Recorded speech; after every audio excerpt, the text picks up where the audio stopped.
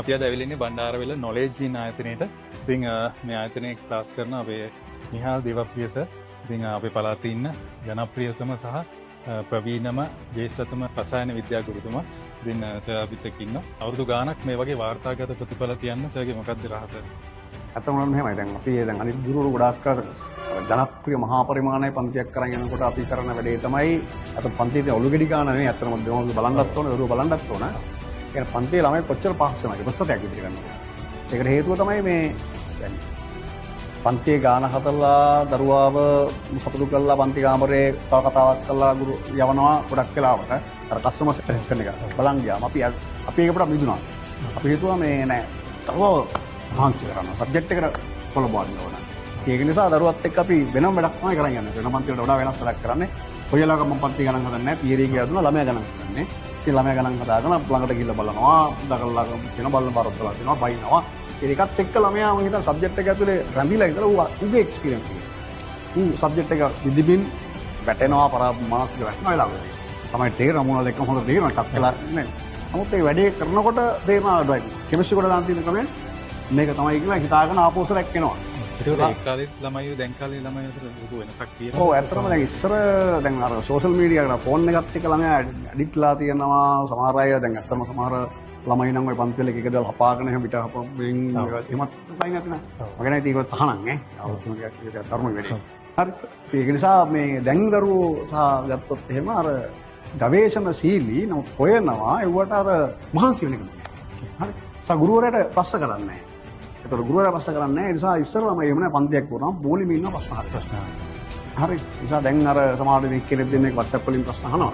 ඒ අරෙන්න නම් ගොඩක් අය ගුරුවරයා විශේෂ ප්‍රශ්න කරන්නේ නැහැ. ඉස්සර මේක මෙහෙමුනේ මට මේක වරදුනා මම උත්තරේ ගත්තේ එහෙම. ඒ වගේ කල් දරුවෝ ගොඩක් අර ඊට වඩා එනවා නම් හොඳයි. හැබැයි ඉස්සරට වඩා තමයි දක්ෂයි. ඒ දෙකක් නැහැ. මම දැන් මේක මේ ඔන්ලයින් ක්‍රමවේදයත් එක්ක ආපු පුරුද්දක් වගේ කියලා හිතනවාද සර්?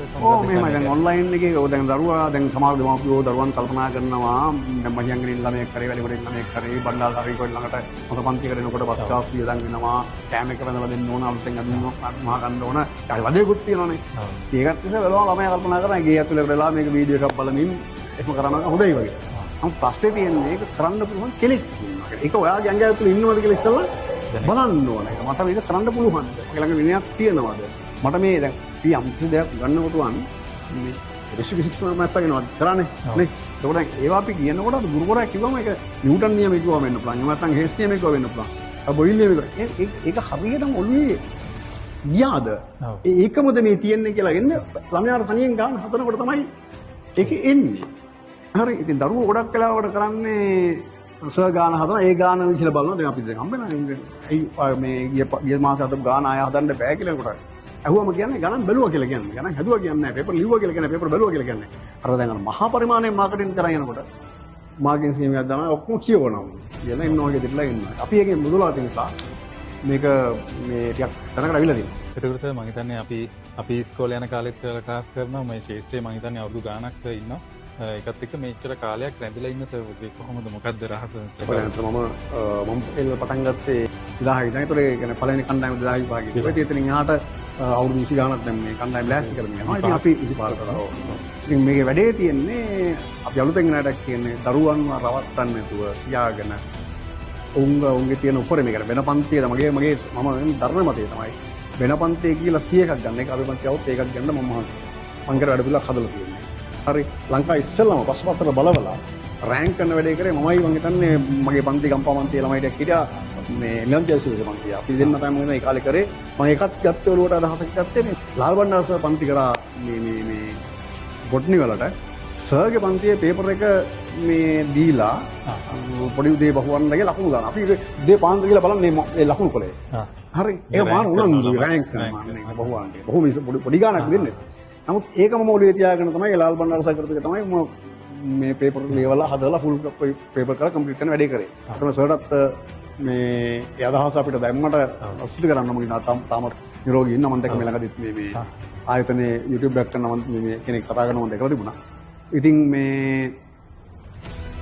මේක අලුතෙන් එනවා අපිට. අපි හැමදාම ඉන්නේ නෑ මේ ශේෂ්ඨ ටිකට මම ගන්නේ කියනවා. කියන්නේ අලුත් දේවල් කරන්න. සාධක තමයි කැපවීමෙන් කරන්න. සමහර පන්ති ළමයි නැති වෙන්න පුළුවන් හැරලා ගියා මට කේසි සෝල්කා ඉඳලා පන්ති පටන් ගත්තා ඉතින් එහෙම කාලේ හරි අපි එකට රොටේ පන්ති කරනකොට ඉතින් මොමේ ශේෂ්ත්‍රී ඇන්ඩලේ ගොඩක් කල් වැඩිච්ච අය බින්දුවෙන් පටන්ගෙන කැපවීම කළා අපේ තමයි ඉතින් ඒ නිසා මම ගම්පාරත්නපුර නිලේගොඩ පන්ති කරා ඉතින් මම වැඩ කරේ කොළඹ ඉස්කෝලේ එක අන්තිමට අයින් වෙලා සම්පූර්ණ ෆුල් ටයිම් මේක කරනකම දේශපාලනේ වැඩකුත් කරනවා දන්නවනේ ඒක නිසා මම මේ 25 පන්ති නවත්තන්න හිතාගෙන ඉඳලා පහුගිය කාලේ ඇඩ් එකක් නෑ මුකුත් කරේ නෑ නිකන් පෝස්ට් එකක් දැම්මේ නෑ ඉතින් පන්ති නවත්තලා කියලා හිතන් හිටියේ නමුත් දේශපාලන බිමේ මම තමයි රුවන් අපේ කවුද රවින්ද්‍ර බණ්ඩාරසට වඩා අඳුරන්නේ නමුත් මට තිබිච්ච මම හිතුවා නෑ තව ටිකක් මේකම කරන්න ඕන මට කියනවා RPM මේ දරුවන් දෙන්න විභාග ලියන නිසා ඒක මම ටිකක් බෑ පසුබෑ ඇත්තටම ඉතින් ඒකින්ද මේ ශේෂ්ත්‍රය තුළ ගොඩක් ඉන්නේ ආයෙ මුකුත් නෑ මට තියෙන මේක විතරයි කරන්න කියන්නේ දැන් ඉස්සරහ අර වැඩෙත් නෑ දැන් මීටත් තිබ්බටත් වඩා හොඳින් පන්ති ටික කරන් යනවා මේක තවත් අවුරුදු කීපයක් කරන්න පුළුවන් ඒක තාම අපි දකින්න සර් සහ මේ කණ්ඩායම සර්ගේ හොඳ මේ ගෝල පරම්පරාවක තමයි මෙතන පන්ති පවත්වන ගුරුවරු ඉන්නෙත් ඉතින් ගෝලයෝ අපේ ආයතනය ගත්තොත් එimhe භෞතික විද්‍යාව ගන්න ගුරුවරයාත් මගේ ඉගෙන ගත්ත කෙනෙක්. එතන ෆිසික්ස් කැම්පස් එකේ ෆිසික්ස් ඉගෙන ගත්ත කෙනෙක්. ඒතර මැත්ස් කරන එකට කැම්පස් එකේ මැත්ස් ඉගෙන ගන්න කෙනෙක්. අර වෙනේ වනේ දැන් අපි රොසාන්ත අමරකෝන්සලා ගත්තත් කැම්පස් එක ඇතුලේ බයොලොජි ඉගෙන ගත්ත කෙනෙක්. මමත් කෙමිස්ට්‍රි ඉගෙන ගත්ත කෙනෙක්. ඒතර අපි ඒ නිසා අපිට ටිකක් අර වෙන ශේෂ්ත්‍රයක් ඉගෙන ගන්නවට වඩා මේක ඇතුලේ විෂය වෙනස් වීම මාගේ ස්කීම් වල වෙනස් වීම ප්‍රොෆෙසර්ලාගේ ඊතන විදිය ගැන පොඩි අවබෝධයකින් තමයි කරන් යන්නේ. ඒ නිසා ඇත්තටම ගත්තොත් ආයතන ඇතුලේ ලොකු විශාල මේ පහුගිය අවුරුදු දෙකේම තියෙනවා මේ ආයතන පටන් ගත්ත කාලෙක නේ. අගදී පටන් ගත්තදී. ඒ නිසා ඒක ඇතුලේ ලොකු කට්ටිය කැපෙනවා. සෑහෙන රැ වෙනකම් පන්ති කරනවා. ලකුණු අඩු අය තියාගෙන කරනවා. ලොකු පෙරලියක් ඉස්සර බලන්න පුළුවන් නොලෙජ් නායක ඇතුලේ. දකින්න දැන් ඉතර මම මෙතනට යනවා වෙනවා සර්ත් එක කතාබහ කරද්දී මෙතන ඉන්න ගුරුවරු සෑහෙන 7-8 වෙනකම් වෙලාකට කරනවා ළමයි ගැන කැපෙනවා. මම හිතන අනාගතයේ බණ්ඩාර ඌව පළාතේ විද්‍යා විෂයේ හොඳක් හදයි කියලා හිතනවා අපි සෙට් එකේ. මම සමගින් වැඩ කරන් යනවා. ඉතින් සර් කියන්නේ ඇත්තම ප්‍රවීණෙක් දක්ෂයෙක්.